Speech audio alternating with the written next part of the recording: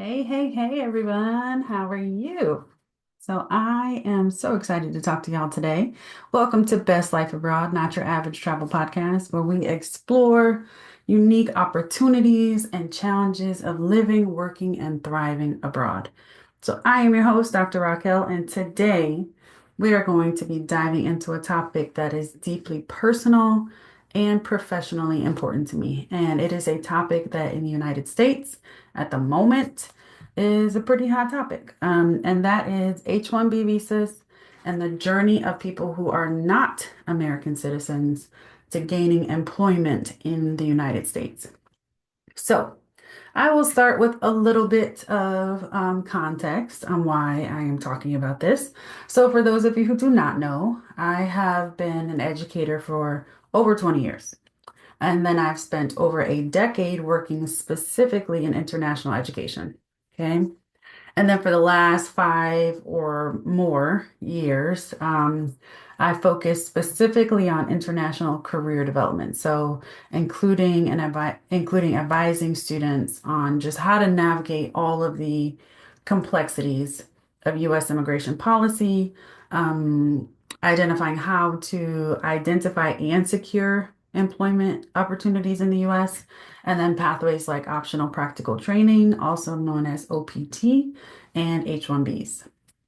So, through these experiences, I've really been able to get a deeper understanding of the challenges and opportunities that international students face, and also the huge misconceptions that surround U.S. employment, especially for people who are not American citizens. So, up until this point in our podcast, we've really centered Americans in discussing ways of navigating employment for Americans, people from the U.S. citizens who are interested in living outside of the United States. But today, we're going to change our view a little bit. So I want us all to gain a better understanding of what that looks like for those who are seeking employment within the U.S., who are not U.S. citizens. And I also want you to think about the perspective that you have on this. What are your thoughts on people who are not U.S. citizens that are trying to work in the U.S.? And also knowing that this same perspective can be applied to you. So if you are a person who's interested in moving to another country and possibly having a job in that country, you can be the people who we're talking about today. I have lived and worked in other countries, and there have been times where my ability has been questioned, why I was there has been questioned. And so if you are considering moving to another country, I really want you to put yourselves in the shoes of the people I am painting a picture of today. Okay. So this episode is really important because it helps us to be able to tackle those misunderstandings head on. We're going to talk about all the things that I hear and that I've seen and that I've heard. So whether you are an employer, an educator, a policymaker, or you just are like, what is this thing that these people keep talking about? I hope that you get some insights today that will really help you to increase your empathy, encourage informed, factual dialogue, and really help inspire advocacy for fair and equitable policies around the world in terms of employment. Okay, so let's begin, shall we? So let's first just start with an overview. What is an H-1B visa? Okay. So, the H-1B visa is a work visa that enables U.S. employers to hire foreign professionals. Okay, so professionals who are not U.S. citizens. What does that mean? So, let's say you are a student from Nigeria. Okay, you get accepted to study at a college or university in the United States. After you graduate, then you can apply to work at a US company for a period of time that is usually between 1 and 3 years. Okay. And it has to be specifically in a field aligned with whatever you studied. So if you studied chemistry, you cannot go then be an English teacher. Okay. So let's say you actually studied English. All right. And maybe you find a job where you are working in a publishing house. Okay. So something directly aligned with what you studied. So you're working in this publishing house. They're like, oh my goodness, this student is amazing. And they have created this whole pipeline for us to amazing Nigerian authors. So they decide, okay, you are wonderful, and we need to keep you here beyond these 3 years. Okay. Or 1 year for English. So then you can apply. Well, your employer, the person who hired you, can apply for you to receive an H-1B visa. Okay. Now, an H-1B visa isn't something an individual can just apply for but on their own. Okay. So it is employer sponsored. That means a U.S. company has to contact the U.S. CIS and say, we would like for this person to work for our company. Okay. Now, once it is approved, that visa is only tied to that specific company. So that means that if that wonderful Nigerian employee who created these amazing opportunities at this publishing house gets a better offer at another publishing house, they lose that H-1B visa because it is tied to the initial publishing house. So you want to change employers, you want a new job, you have to do it all over again. Okay. So it is also important to highlight that H-1B visa is not permanent residency. It is a temporary work visa. Okay. If it has to be renewed, it's only valid up to 6 years. You have to renew it every three. It is a process. Now, when I have this conversation with people, a huge point that we end up spending most of our time discussing is that this specific point, the H-1B visa is based on a lottery. Okay, I will repeat. The H-1B visa is based on a lottery. And this is where things can get especially challenging for people who are applying for an H-1B visa. The H-1B visa program is super competitive because there are only a limited number of visas that are available each year.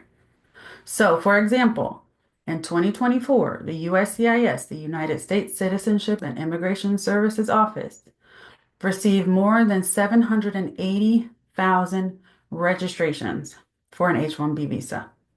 Okay. Now they only can actually give out 85,000 visas. So 65,000 for just general category, and then an additional 20,000 for people who have advanced degrees from U.S. institutions. So if you have a master's degree, if you have a doctoral degree from a U.S. institution and you are not an American citizen, there are additional opportunities for you to receive or for you to be involved in this lottery process. Okay, so there are an additional 20,000 spaces for those of you.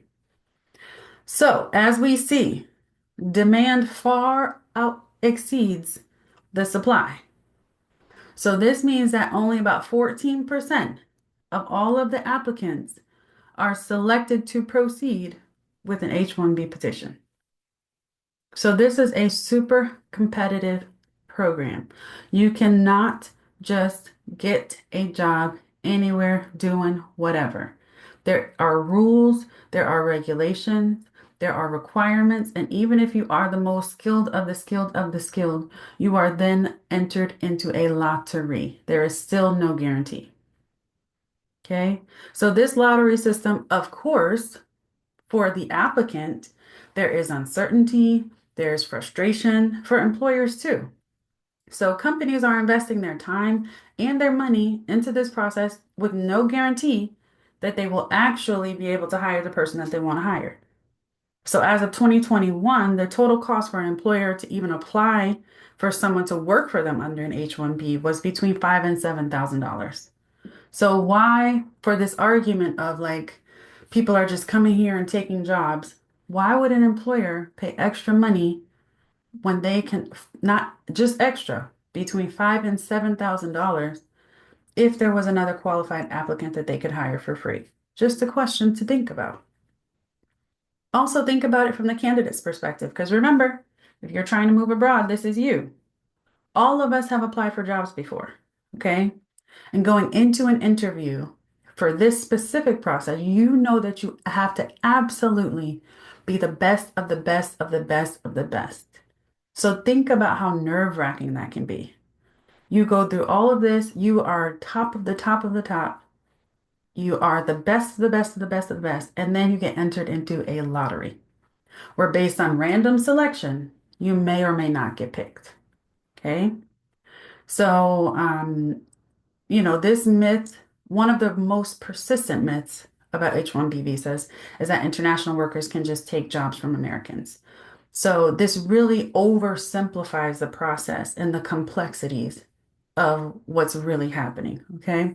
So an employer also, fun fact, has to prove that there are no qualified U.S. workers available for the role before they can even consider hiring an H-1B candidate. Again, in addition to a costly process, it can be legally burdensome if they have to hire lawyers. It can also be time consuming. So they can't just start working. Like you can say, okay, I graduate on May um, 9th, and so I can start working on May 10th. That's not necessarily the case with an applicant or someone who's hired who's not a US citizen. Okay. So no company takes this process lightly. Also, international workers often are filling gaps in industries that are facing labor shortages in the US. So, like STEM, healthcare, education. So, rather than competing with American workers, the idea of this process is that they are actually complementing the American citizen workforce by bringing in specialized skills and global perspectives from other people. Okay. Now, I have worked very closely for years with international students, and I have witnessed the determination, the perseverance that really defines this H-1B journey. So students invest years of being amazing, educationally, professionally, not seeing family for years on end, and really navigating this system that demands tremendous effort and resilience on their part. Okay, so these are not people who are like looking for shortcuts. They are dreamers, they are doers, they are contributing to innovation, helping the US economy grow, and also offering cultural diversity here in the United States. Okay, so it's really important to kind of think about the broader picture of what is happening in this process, like what this process enables us to have as US citizens. Okay. Now, the H-1B visa program is really a microcosm of a broader conversation on immigration in the United States. So it really forces us to really think about and answer, I think, two questions. Like, how do we balance this need for global talent with domestic labor concerns and questions and really skepticism? And what systemic changes do we need to make in order to make employment more equitable across the board? So the US is facing workforce shortages, increasing global competition. So it is more important now than ever to really embrace policies that attract and retain both American and international talent. It's just very simple. We need talented people everywhere. Okay, so I really hope that this helps us to clear up some of the confusion around H-1B hiring and give a more personal look into the human experiences that people are having to live their best life abroad. We are not the only ones that are living our best life abroad. There are other people who are doing the same things. So it's really important that we understand the humanity of it all. Okay. So that is what I wanted to share with you all today. Just a little quick snippet. Hopefully this gets your juices flowing. Hopefully this sparks more conversation. I am happy to continue this conversation as well with anyone who is interested. So thank you again for joining me on this episode of Best Life Abroad, not your average travel podcast. I really hope that today's conversation gave you a deeper understanding of the H-1B visa process. Okay. So again, if you are an employer, an educator, a policymaker, I really encourage you to advocate for policies that support both local and global talent. So if you are a student navigating this process, you know you hold my heart. Just know that you are not alone. Your journey matters and your contributions are absolutely invaluable. Okay? So if this episode resonates with you, share it with your network. Let's keep this conversation going. A factual conversation is absolutely necessary in terms of this topic. We need to work together so that we together can foster a more inclusive and informed dialogue about immigration, equity, and opportunity, especially in the United States. Okay?